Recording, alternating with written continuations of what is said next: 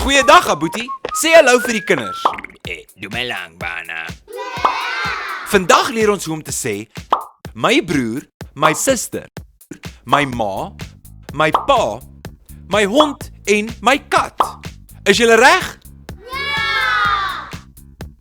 Abuti, hoe sê 'n mens my pa in Sepedi? Tate waka. Tate waka. En hoe sê 'n mens my ma in Sepedi? Me waka. Me waka. Nou, hoe sê 'n mens my kat in Sepedi?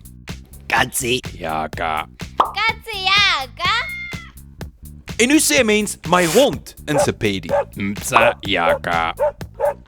Mjayaka. OK, stop vir 'n sekond. Laat ek vinnig verduidelik. Wanneer ons sê my broer, my pa, my ma, gebruik ons wa.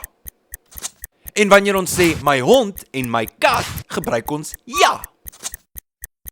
So wanneer ons sê morware waka, sê ons eintlik broer van my.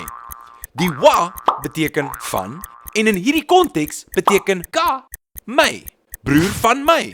So wanneer ons sê mcha yaka, beteken die ja weer eens in hierdie konteks van hond van my.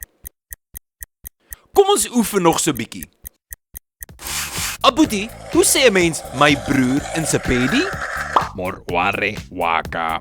Muwarre waka. En nou verstaan jy 'n bietjie beter hoe om te sê iets is myne in Sepedi. Totsiens Abuti.